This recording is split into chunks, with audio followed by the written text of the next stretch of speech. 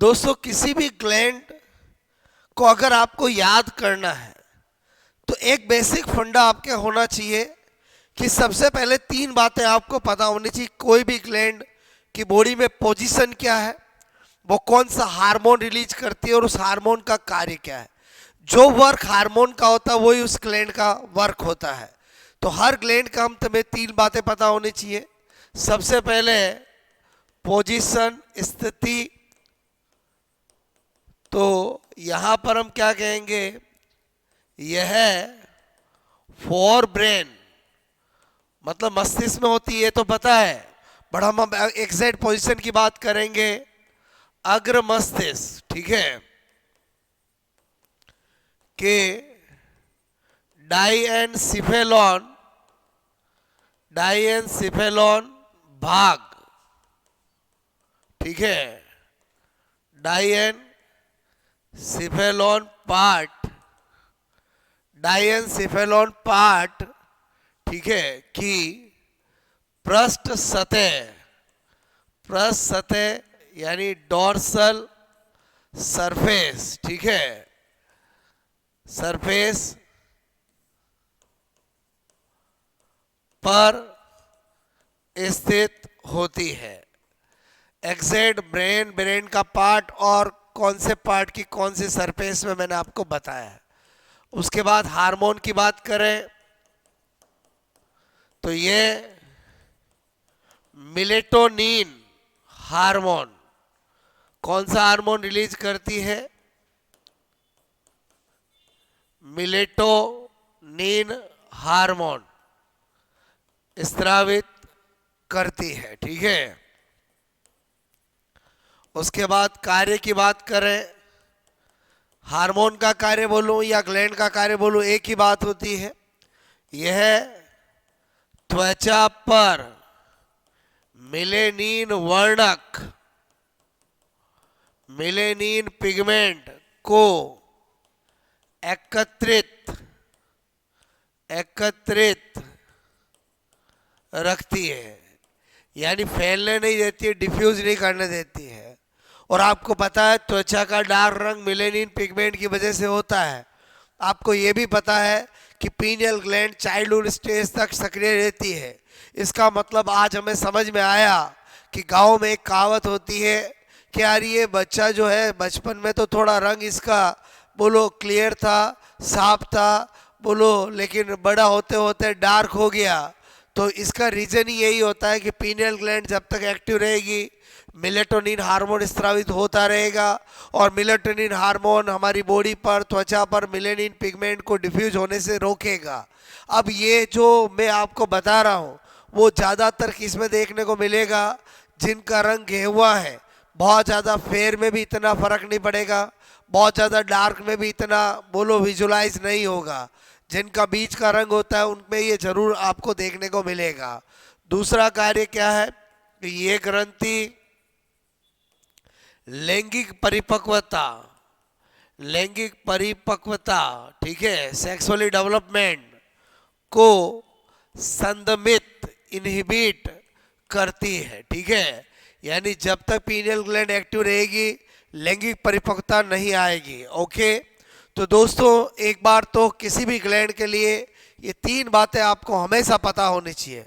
अब उसके अलावा जितनी भी बातें हैं, जितने भी फैक्ट्स हैं, उनको हम स्पेशल नोट के रूप में जानेंगे।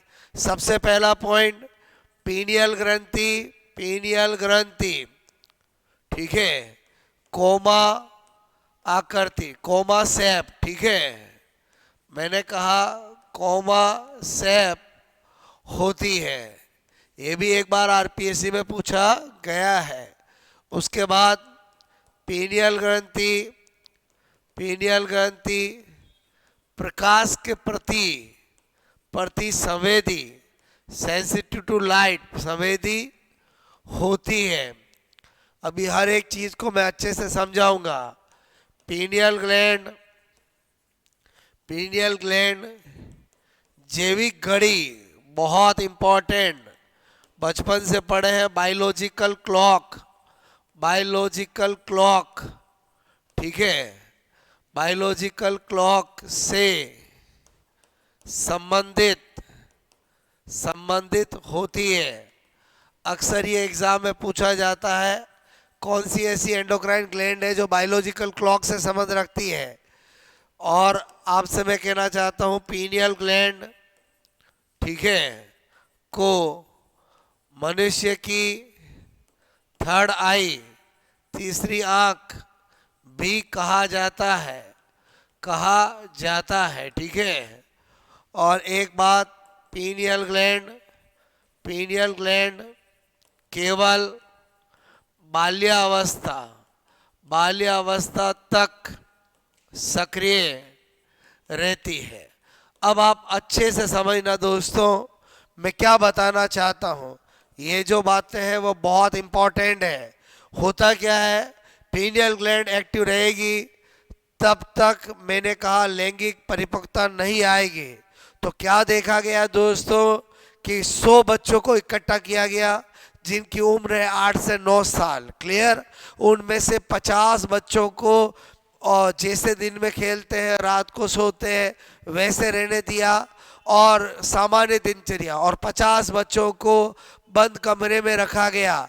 इट मीन्स जिनका बायोलॉजिकल क्लॉक बिगाड़ दिया। आपको अगर अंधेरे में रखे आपको क्या पता चलेगा दिन कब और रात कब। तो देखा गया कि जिन बच्चों का बायोलॉजिकल क्लॉक बिगाड़ दिया गया उनमें लैंगिक परिपक्वता पहले आ गई क्योंकि उनमें पीनियल ग्लैंड जल्दी से इनएक्टिव हो गई। तो क्या लिखा मैंने, पीनियल ग्लैंड प्रकाश के प्रति संवेदी होती है, क्लियर, ओके। बायोलॉजिकल क्लॉक से संबंधित होती है। अगर बायोलॉजिकल क्लॉक बिगाड़ दोगे तो समय से पहले पीनियल ग्लैंड इनएक्टिव हो जाएगी। हमें कैसे पता चलेगा पीनियल ग्लैंड इनएक्टिव हो गई, क्योंकि लैंगिक परिपक्वता पहले आ जाएगी, क्लियर। पीनियल ग्लैंड मनुष्य की थर्ड आई भी कहा जाता है क्योंकि जब तक पीनियल ग्लैंड एक्टिव रहेगी तब तक बोलो कोई गड़बड़ियां नहीं होगी, लैंगिक परिपक्वता आती नहीं है।